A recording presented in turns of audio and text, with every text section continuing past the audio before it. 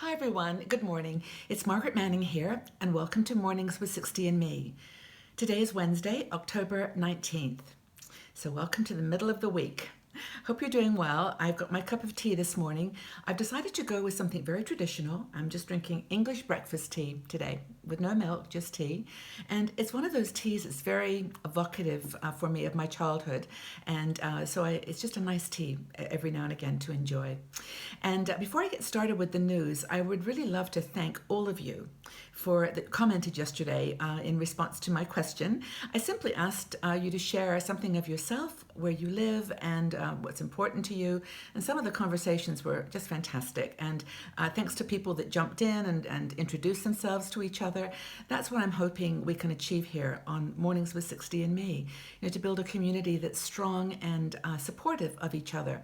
A couple of things I noticed, which was really interesting, I tried to answer as many as I could, is that we have a lot of teachers, ex-teachers, and we have a lot of ex-nurses in our community. That seemed to be a common theme. A lot of ladies from Canada. It was wonderful to have that Canadian element in our group as well. And there was a lot of discussion about travel and what other crafts was a very big hobby for people.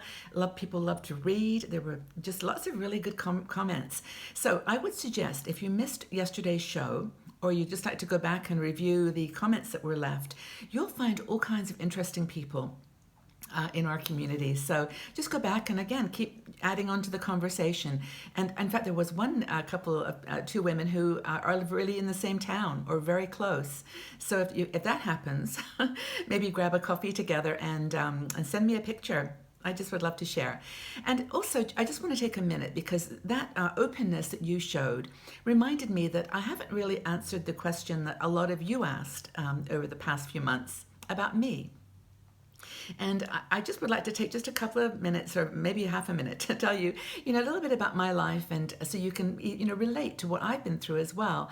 And hopefully that will even, give us another base for conversation. So just to let you know, I was born in London. And I moved to Canada when I was about 8 years old. We moved to North Bay, Ontario, and I lived there for a couple of years and then moved southward. We lived in Toronto, Chatham, Windsor, and then ended up in Detroit. I went to high school in Detroit, Michigan, and spent about 3 years there. That was a very challenging time for me. I was 18, 19 years old, and I lost my mom. She died of cancer when I was quite young in my teen years. And after she died, I left Detroit and moved to Colorado. And that was where I lived for a good portion of my time in the States. I went to university at the University of Colorado. My major was religious studies, comparative religion.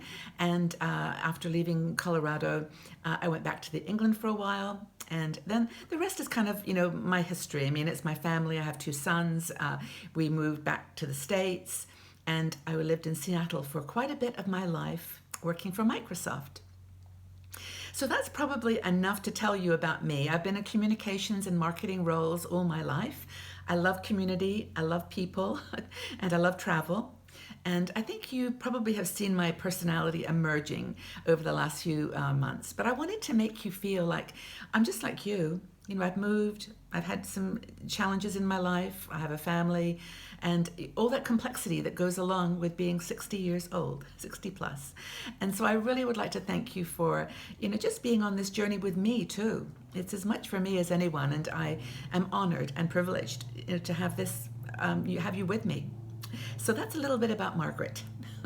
And we'll move on now to the bigger world because there's a lot going on in this world of ours, and I want to make sure that you're up to speed. You feel connected. So here we go. Now in the UK, there's a number of children that have been allowed into the UK from France, where they've been staying in this migrant camp called the Jungle. Not a good place for young people, but they've released only 20 and sent them to the UK to be reunited with their family, with families. They're not direct families, but uncles and aunts and people they know.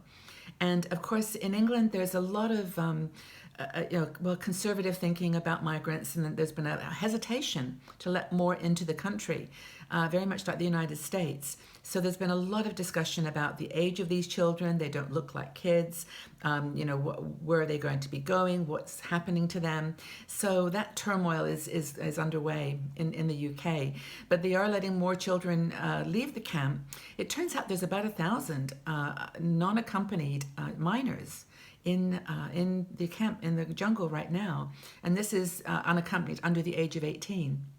So that's going to be a challenge, because the camp is going to be torn down within a couple of days, and they're moving everyone to safe places, to either hotels or homes that they've set up for people in France.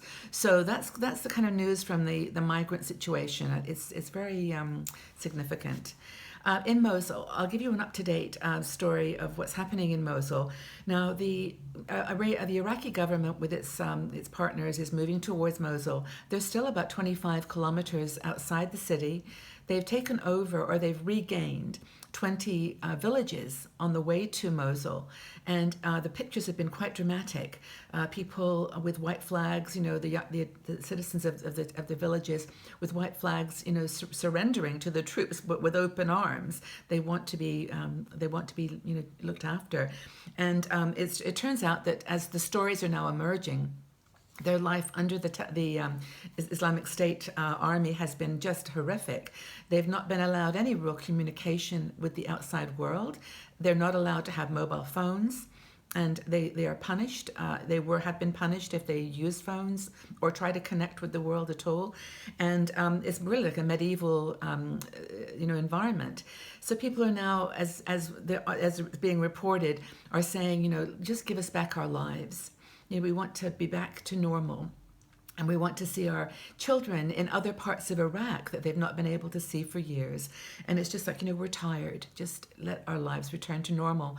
So the people in Mosul are welcoming the army coming in to hopefully save them. But there's a lot of conversation about how the Islamic State soldiers might be using the individual citizens as shields, to protect them. And I just hope that nothing really dramatic happens in the next few days. The news is positive that it's moving forward, but just be aware that it's still not anywhere near finished. Now, in Syria, there's been the Russian and Syrian army have agreed to a ceasefire for 8 hours to give people a chance in Aleppo to make a choice to leave the city or to get humanitarian aid in. It's very quiet in Syria this morning, and hopefully this is going to be something that can lead to a more constructive conversation than the one that broke down a few weeks ago with the United States. Now, in China, interesting story here. You remember us talking about President Duterte from the Philippines and the challenges he was having with the American government a few weeks ago. Well, he's taken a trip to China. Now, it's an interesting reversal, because up until now, he was quite a good friend of the United States, or the Philippines government, I should say, was a friend of the United States, very positive. And China has been the ones they haven't talked to. But President Duterte has off to China with a delegation of business leaders to really try to restore positive relations. Now, the agenda there is that he wants rights to the South China Sea, which China is claiming as theirs, and he wants fishermen in his country to be able to use those waters. But it's just a very interesting political maneuver, and he's meeting with the Chinese Prime Minister, our president, and wanting to establish stronger bonds. We'll see how it goes. I mean, he's been very criticized by the international community, for his human rights activities around his very strict and draconian drug laws. Lots of people have been killed involved in the drug trade, and maybe others that weren't. So he's internationally got a lot of problems, but the people in the Philippines love him. He's got a very high rating. So that's President Duterte in China. We'll see how he gets on there. Now, as he's off in China, the people in the Philippines are bracing for a storm. There's a huge typhoon that's heading their way. It's Super Typhoon Haima, or Haima, and it's the equivalent of a hurricane force 5. So it's a big storm, and it comes in off the ocean there. And those typhoons in Asia this time of the year are so intense. So that's something to watch out for. They're in harm's way. And the United States, of course, is waiting for its own storm this evening in Nevada, as Hillary Clinton and Donald Trump meet in their third and final debate before the election, November the 8th. We'll see how that all turns out. Okay, so I have got now a fun story for you. I always look for inspirational stories about women our age who are doing cool things, and I found one, and I found her compliments of a woman who has a website called seasonedwomenover60.com. And this woman is really lovely. She reached out to us, and I looked at her site and saw this story. I would love to share it with you, and thank you for sharing. It's about a woman whose name is Emma Gatewood. She was a woman, and this is how her biographer, Ben Montgomery, describes the situation. I'll set it up for you. So Emma Gatewood told her family that she was going for a walk, and she left her small Ohio homestead and basically never came back. She had $200 in her pocket and a change of clothes. That's all she had. And they never heard from her for a while. And then she was 67 years old. And after they finally heard from her, she had walked 800 miles along the 2,000-mile Appalachian Trail. She'd just gone walking. And she kept going, and she got to the end of the trail, and she stood on the top of a mountain and sang. I did it. She said, I did it. And so she was the first woman ever to walk the Appalachian Trail alone. Now, she ended her walking, this is in 1955, when she was 67, and she apparently survived 2 rattlesnake bites, a run-in with a gang of people from Harlem. I don't know how she bumped into them, and 2 hurricanes. But she made it on her journey through the Appalachians. And, why did she do it? Well, her biographer says because she wanted to. She wanted some peace and quiet. She had 11 children in her life, lived on a small farmstead in Ohio, had worked all her life on the land, and had lived with a very abusive husband. And when her children were all doing their own thing and her husband was gone, she decided to do something for herself. So she started walking the Appalachian Trail, and she actually walked it 3 times. And she's actually the only person, male or female, who's ever walked it that many times. And she loved it. It gave her a sense of peace, and it was where she felt freedom. I'm just looking at my notes here. She says once she was carried across a stream by 2 boys on leave from the Navy. She made friends everywhere she went. And her story just sounds so amazing. And, of course, we don't want to all walk the Appalachian Trail, and maybe we don't even like to hike. But I think she just showed a determination, a resilience, and just how she followed her passion. She was over 65 when she started this journey, and she's an example and a role model, I think, for all of us. So that's Emma Gatewood.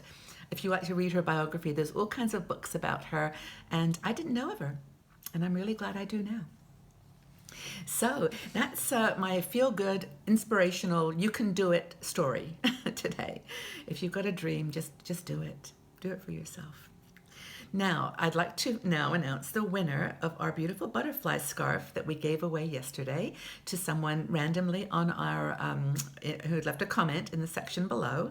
Her name was Gail Gollyhue Clark.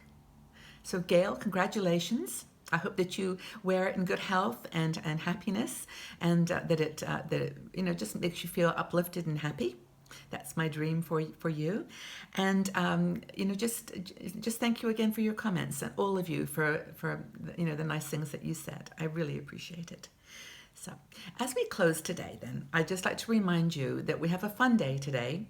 We have these crazy days that we celebrate, and officially, drum roll, today is Evaluate Your Life Day. And I think that Emma probably did this before she started off on her journey across the Appalachians, but it's a day where it's suggested that you basically reevaluate your life, look at the course that you're on, what you're doing, and just make sure it's where you want to be going.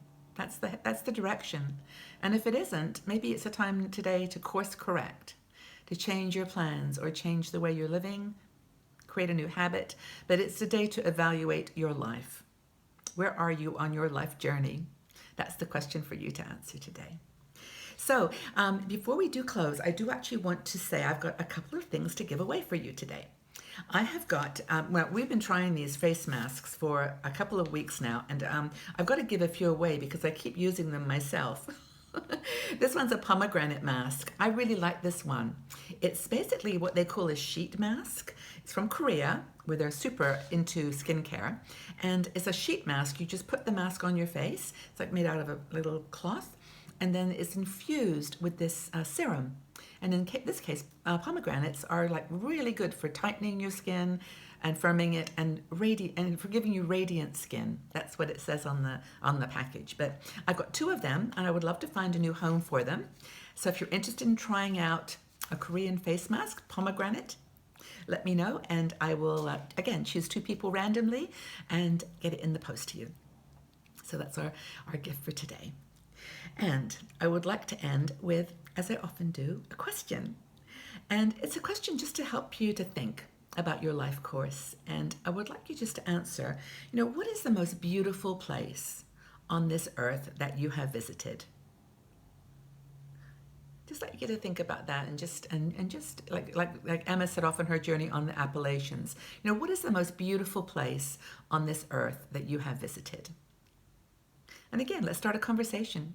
Look for someone who's been to somewhere that you love, and just chime in and start a dialogue. Look forward to it. So have a wonderful Wednesday, everybody, and I'll see you all back here tomorrow on Mornings with 60 and Me. Bye-bye for now.